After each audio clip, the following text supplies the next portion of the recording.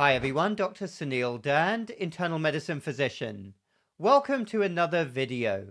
There is one thing that I would avoid at all costs if I was ever hospitalized in the United States. Now, there are many good things about hospitals in the United States. I believe that acute care, emergency care, is second to none. And certainly, if I needed to be in hospital, I would rather be in hospital today than in 1824, 200 years ago, 100 years ago, or even 50 years ago. Nevertheless, there are a lot of things that we don't do well. And one thing that I would absolutely avoid is hospital food. I would insist that relatives bring in all my meals. I would not touch any food or drinks in US hospitals. I would not let any garbage American trashy junk food enter my body when it is trying to recover from an illness. So why do I say this? Well, I'm not exaggerating because as a doctor, I have worked up and down the East Coast. I've worked in different settings, urban settings, rural settings. I've worked in hospitals affiliated with large academic medical centers, and I've worked in your standard community hospital where we have only a few beds and a few doctors. And take it from me, it is universal. We are completely clueless. What we are feeding patients who are sick, who are inflamed, whose bodies are trying to recover from an illness. Food that is frequently highly processed. We load patients up with ultra processed foods. These are pro-inflammatory foods, high in sugars, high in artificial additives, preservatives. We give them sodas, sugary drinks. It is absolutely awful. Widespread ignorance. And I've talked about this before a couple of weeks ago in my video about smoking in hospitals, which was widespread in the 1970s. Doctors used to smoke on hospital ward rounds. Patients used to be given cigarettes. There was widespread ignorance about the damage of cigarette smoking. And we're in exactly the same position now with our food environment. History doesn't repeat itself, but it does rhyme. Ignorance is ignorance. So I would absolutely insist that relatives have to bring in every single meal. The old joke about hospital food not being tasty, well, it's far worse than that. It's not the taste, it's that hospital food is among the worst you can imagine. The cheapest food. I mean, heck, you go around a lot of hospitals and you will see Coca-Cola trucks, Kellogg's cereal trucks being offloaded into hospitals to plow all of the wrong foods into our patients. And I could probably write a book of all of these shocking scenes I've witnessed. Patients who are highly inflamed, patients with heart disease, diabetes, being given muffins, pancakes, donuts, sodas. So what would I ask my relatives to bring in if I was ever in the hospital?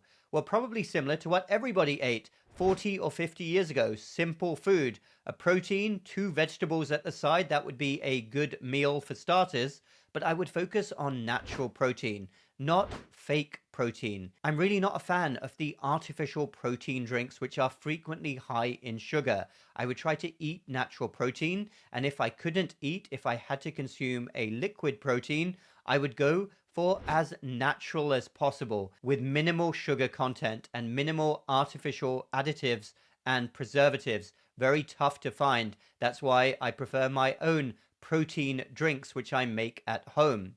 Moving on from protein, I would want to maximize antioxidant intake in every way possible, natural antioxidants. So some of my favorite foods, well, blueberries. Those of you who follow me know that that's one of my favorite superfoods out there. I eat blueberries every day, but I'd want to eat even more blueberries if I was recovering from illness. Other antioxidant-rich foods, well, hopefully you all know them by now. The colorful vegetables and fruits. You sometimes want to be a bit careful with fruits because of the sugar content, but other very colorful vegetables, red peppers, tomatoes, there are so many out there, but I would maximize those. And last, and probably most importantly, I would cut back, hopefully to almost zero sugar.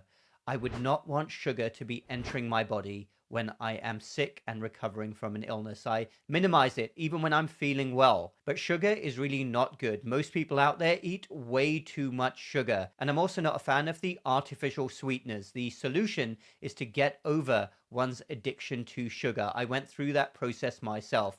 So really cut back on sugar intake. Shock, horror. We live in a society where people who are sick are routinely brought in cakes, donuts, chocolates.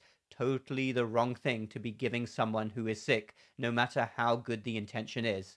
So that would be my focus. That's what I would insist relatives bring in. Number one, food which is high in natural protein. Number two, maximize antioxidant intake. And number three, please, no sugars. My recovering body, my inflamed body does not want sugars. As for what to drink, well, I want to maximize pure water intake as much as possible. Maybe add some lemon to the water. I'm okay with drinking tea, but definitely no sodas. No way do I want sodas to enter my body when I'm recovering from an illness. Isn't that a revelation as well? We live in a country where routinely hospitalized patients are given tons of sodas to drink every day. And the level of cluelessness in this arena can really be highlighted by the fact that in hospitals everywhere, hospitals that think that they've got a good nutrition and diet department, doctors can tick various boxes as for the diet that they want their patient to have. You have a cardiac diet, a diabetic diet,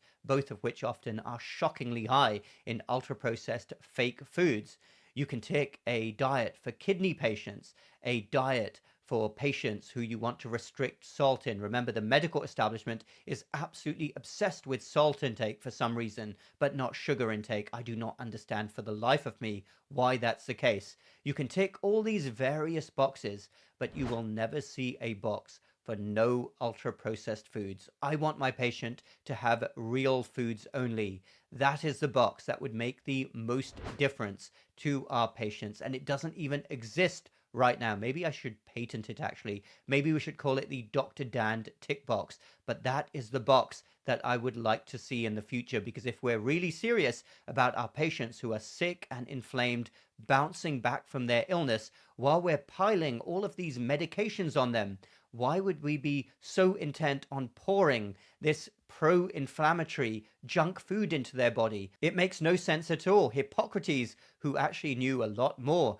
about the fundamentals of health and well-being and how important diet is to health. This is 2,500 years ago, by the way. Hippocrates would be turning in his grave. We are completely and utterly lost right now in the world of nutrition and what's good for us and what is not, and what is causing so many horrendous metabolic diseases out there, because at the end of the day, every thought that we have, every cell in our body is powered by what we are eating. Junk in, junk out. One day, societies everywhere will wake up to this, and future generations will truly laugh at how ignorant we were. But we're not living in the best of times right now. All we can do is keep pushing forward and hoping that the world will wake up. This is the world of healthcare I'm talking about.